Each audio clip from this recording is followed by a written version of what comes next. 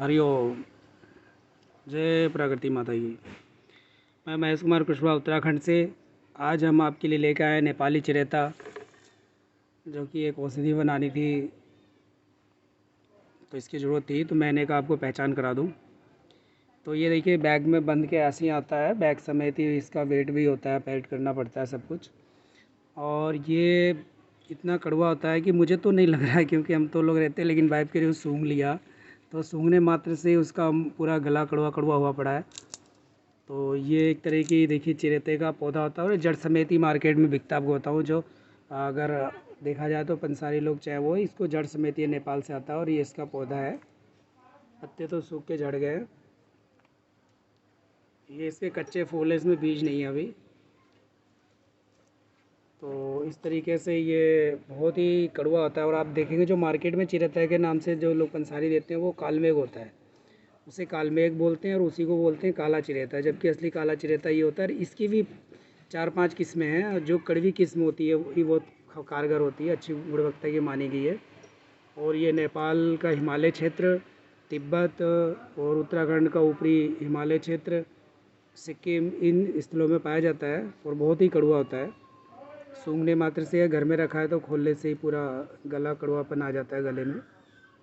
इसका देखिए नाम तो नेपाली चिरेता वो कह दिया गया, पहचान दे दी गई नेपाली चिरेता। इसका नाम चिरेता या चिरायता या नेपाली नीम भी कोई कोई बोल देता है इसको। और स्वर्टिया चिरेता इसका अंग्रेजी नाम है, स्वर्टिया चिरेता। और देखिए इसका क्या उपयोग होता है, वनस्पति तो कभी हम नेपाल जाएंगे तो आपको दिखाएंगे रियल प्लांट। और जुलाई अगस्त में इसकी पौध लगाए जाते हैं, मतलब वो खेती करते हैं वहाँ के लोग। तो इसका देखिए सबसे ज़्यादा क्या है कि लीवर की सफाई करता है। और अभी तक जो ज़्यादा प्रचलन में इसका उपयोग है वो बुखार को दूर करने के लिए है। लेकिन इसका ये, क्योंकि ये हमारे जो बैक्टीरिया है, वायरस है, फंगस है, उनको भी मारता है, यानी उनसे भी लड़ सकता है। तो जो वायरस जनित रोग है उसमें भी काम आएगा, जो बैक्टीरिया वाले रोग है उसमें भी काम आएगा, फंगस वाले उसमें है। तो इसलिए हमारे चर्म रोगों में भी काम आता है, रक्त के रोगों में इसको दिया जा सकता है, क्योंकि एक बहुत बड़ा रक्त शोधक भी है। तो लीवर की सफाई, जैसे फैटी लीवर है या लीवर में गंदगी है, कोलेस्ट्रॉल बढ़ गया है, ESR बढ़ गया, तो उसमें भी ये काम करेगा। और पीलिया में तो लाभकारी है ही है। पित्त दोष को भी दूर करता है, जिनके पित्त बढ़ जाता है और चर्म रोग होता है, जिनको सोराइसिस हो गया, एक्जिमा हो गया, तो उसमें अगर इसका हम क्वाथ या चूर्ण देते हैं तो काम करेगा। जहाँ तक नॉलेज है वहाँ तक बता रहा हूँ। अस्थमा, मधुमेह में भी ये काम करता है, हेपेटाइटिक्स में करेगा, पेट के रोगों में करेगा, जो खून की खराबी है उसको दूर करेगा। जब खून साफ़ हो जाएगा तो हाई बीपी का रोग भी अपने आप दूर होगा, तो यानी ब्लड प्रेशर जिसका हाई रहता है उसको लिए भी फ़ायदेमंद है। और इसकी तासीर देखिए ठंडी होती है। और साथ ही ये जो है बायो एक्टिव होता है। जो बायो एक्टिव होते हैं, जैसे हम दही खाते हैं जो हमारी पाचन शक्ति को बढ़ाते हैं, या जो हमारे आंतों के अंदर लाभदायक कीटाणु की संख्या बढ़ाते हैं, तो ये भी काम करता है, बढ़ाता है।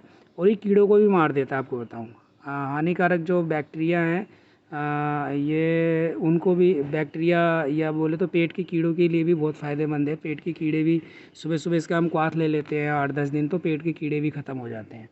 तो ये हमारे लिए मतलब नेचुरली हुआ, जिससे हमारे अच्छे जो जीवाणु हैं वो नहीं मारे जाते, और जो हमारे लिए नुकसानदेह उनका ही सर्वनाश होता है, ऐसा बताया गया है। और साथ में जो लोग जिनके बच्चे या जो भी व्यक्ति है जिसको चुस्ती फुर्ती गायब हो गई है शरीर में, कुछ काम का मन नहीं लगता, भूख नहीं लगती, प्यास बार बार सताती है, और बहुत ही मतलब खाना नहीं पचता है, जठराग्नि मंद हो गई है, अफारा रहता है, गैस बनता है, एसिडिटी बनता है, तो इन सब बीमारियों में भी ये काम करेगा इसका क्वाथ। क्योंकि ये अपचन को भी दूर करता है, अग्निमात को भी दूर करता है। जो लीवर की सूजन आ गई, जैसे बहुत लोग बोलते हैं लीवर में सूजन आ गया, तो उसमें भी हम देते हैं। और ये सहायक वनस्पतियों के साथ दिया जाता है।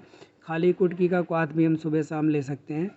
कुटकी कह रहा हूँ, नेपाली चिरेते का। और इसको कुटकी और नागरमोथा, और हमारे साथ नागरमोथा हो गया, चिरेता हो गया, गिलोय हो गया, तो ये सब चीज़ें बहुत सारी औषधियों का मिक्स, उनके साथ भी सहयोग रूप में भी इनको लेकर के हम क्वाथ बना सकते हैं। तो इसमें देखिए बुखार में जो मैं देता हूँ अपना वो तरीका बता रहा हूँ। और ये भूख प्यास को तो दूर करते ही है। बुखार के लिए हम लोग क्या करते हैं, जैसे नेपाली चिरेता हुआ, इसको लिया, सम मात्रा में गिलोय ले लिया, और जितना ये नेपाली चिरेता है उसके आधे मात्रा में तुलसी के पत्ते लिए, और उसके ही आधे पत्ते आधी मात्रा में ही, जैसे हमने 100 ग्राम ये चिरेता लिया है तो 100 ग्राम गिलोय लेंगे और 50 ग्राम तुलसी के पत्ते, 50 ग्राम नीम पत्र और उसका क्वाथ बनाएंगे। क्वाथ की मात्रा देखिए 10 से 20 ml तक ही रखते हैं, और अगर इसका पाउडर ले रहे हैं तो 1 से 3 ग्राम। तो ये चीज़ें होती हैं। और मेरे हिसाब से तो इसको अगर हम और अच्छा बनाना चाहते हैं, जैसे लीवर की प्रॉब्लम है, लीवर में सूजन है, लीवर की सफाई करनी है, या फैटी लीवर है, तो उसके लिए हम चिरेता लेंगे प्लस कुटकी लेंगे प्लस भूमि आंवला, इन प्लस नहीं तीनों को ही ले लें काफ़ी है, और सब मात्रा में ले करके इसका क्वाथ ले सकते हैं सुबह शाम, तो लीवर के रोग ख़त्म हो जाएंगे।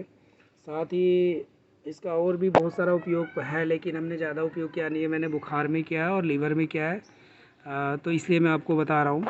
और ये पहले भी मैं इसको लाया था एक बार, तो फिर मिलता बड़ी मुश्किल से ही ओरिजिनल, क्योंकि सब मार्केट में डुप्लीकेट है लोकल। तो इसका पूरा बैग आता है 30-35 किलो का, उससे कम कोई देता नहीं है, तो 1-8 किलो मिल गया कहीं तो मैं लेते आया। तो ये असली नेपाली चिरेता है। देखिए इसकी पहचान में मैंने पहले बता दी आपको, लोग बोलते हैं कि नेपाली चिरेता कालमेघ इतना नहीं होता, कालमेघ 1 फुट या 1.5 फुट का होता है, और ये देखिए 2-2, 2.5, 3-3 फीट तक ऊंचे जाते हैं, ऊपर से भी काट रखा है इसको। तो ये है नेपाली चिरेता। इसको जब आप लाएंगे तो कैसे साफ़ सुथरा करना मैं बता रहा हूँ, बड़े आराम से इसको काटिएगा। इसमें देखिए मिट्टी तक होता है, ये मिट्टी, इसकी जड़ें भी ऐसी आती हैं, जड़ों में भी मिट्टी होता है, ये सब हमें निकालना पड़ेगा। तो जड़ अलग करते हैं, फिर इसकी धुलाई कर देते हैं जड़ की, और जो उसकी बाकी चीज़ों की हम धुलाई नहीं करते, क्योंकि इसका रस निकल जाएगा पानी में कुछ, तो इसलिए सिर्फ जिसमें मिट्टी वाला पार्ट है वही अलग करेंगे और उसकी सफाई करेंगे। तो ये रहा नेपाली चिरेता की पहचान, मैंने आपको बता दी है। और ये कड़वा बहुत होता है, आपको बता दूँ, आप पहली बार ले रहे होंगे तो आपका पूरा गला दिमाग सब मतलब कड़वा कड़वा हो जाएगा, तो आप देख लीजिएगा। तो यही नेपाली चिरेता है, असली नेपाली चिरेता। और आपको अगर इसके बारे में कोई अनुभूत उपाय हो तो ज़रूर बताइएगा। आपका बहुत बहुत आभार। जय हिंद, जय भारत, जय प्रकृति माता की।